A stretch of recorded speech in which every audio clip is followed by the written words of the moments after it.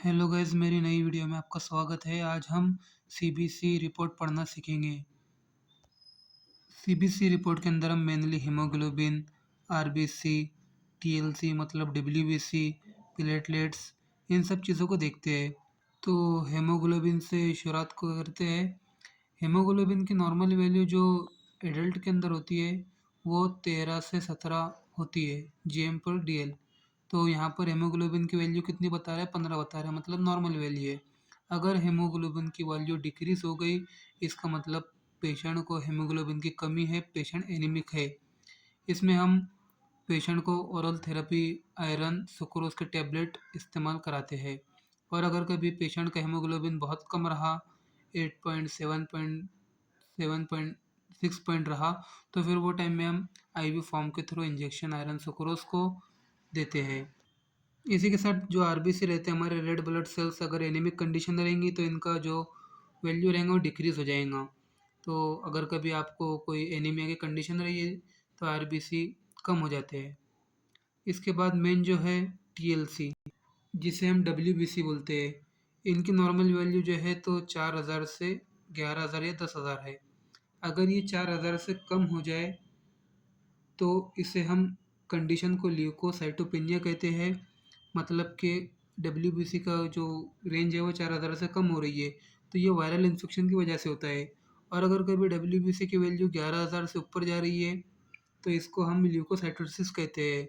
मतलब डब्ल्यूबीसी हमारे इंक्रीज हो गए, तो ये बैक्टीरियल इन्फेक्शन की कंडीशन में होता है।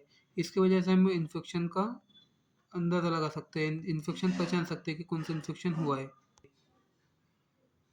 आप ये देख सकते हैं कि एक नॉर्मल रिपोर्ट है पेशेंट की।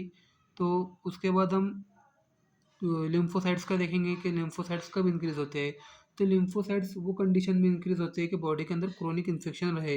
इसमें तो लिम्फोसाइट्स 38 है परसेंट है, मतलब ये नॉर्मल है।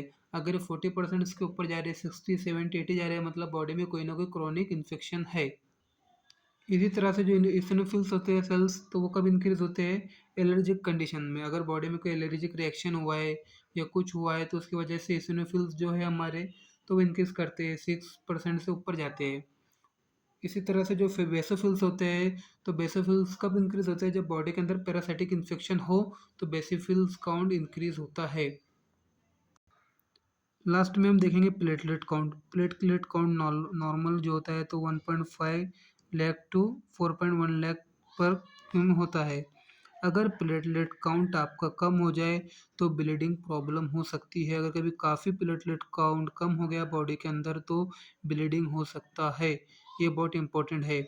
और प्लेटलेट काउंट कम होता है तो बहुत से डिजीज़ के इसमें इन्फेक्शन को कंसिडर किया जाता है। जैसे कि डेंगू है, डेंगू के अंदर जो प्लेटलेट काउंट होता है वो 90,000 से भी कम चला जाता है। और अगर ज़्यादा कम चला गया तो ब्लीडिंग की प्रॉब्लम हो सकती है। तो ये नॉर्मल एक रिपोर्ट थी। आई होप आपको पसंद आई होंगी। अगर आपको ये चैनल वीडियो पसंद आई है तो मेरे चैनल को प्लीज़ सब्सक्राइब करिए और वीडियो को लाइक कीजिए। Thank you.